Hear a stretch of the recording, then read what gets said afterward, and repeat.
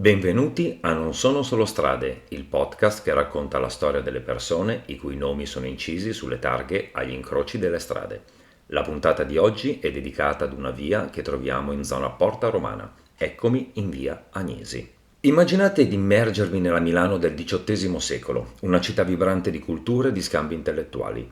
È qui che nasce Maria Gaetana Agnesi, il 16 maggio 1718, primogenita di una famiglia di 21 figli. Figlia di Anna Fortunata Brivio e Pietro Agnesi, Maria Gaetana cresce in un ambiente privilegiato, arricchitosi con l'industria della seta, dove la curiosità e l'intelletto trovano terreno fertile. Fin dalla più tenera età, Maria Gaetana si distingue per la sua straordinaria intelligenza e la sua predisposizione per le lingue straniere. Sorprendentemente impara ben 7 lingue, guadagnandosi il soprannome di Oracolo Sette Lingue.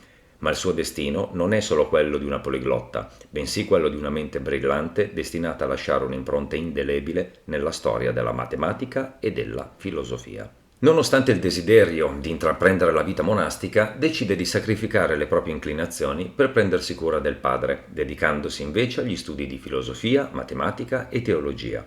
Fu in questo periodo che la sua fama cominciò a crescere, tanto da attirare l'attenzione di intellettuali di tutta Europa che frequentavano il salotto di Casa Agnesi, divenuto uno dei luoghi più in vista di Milano. La sua sete di conoscenza la porta ad immergersi nell'analisi matematica, collaborando con illustri mentori e contribuendo a opere di grande rilievo. Nel 1748 pubblica Le Istituzioni analitiche ad uso della gioventù italiana, un testo che rivoluziona il modo di insegnare e apprendere la matematica.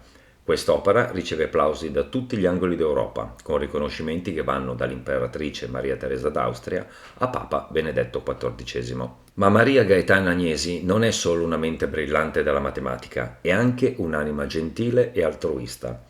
Dedica la sua vita alla carità, aprendo un piccolo ospedale e diventando un'infaticabile infermiera per i più bisognosi.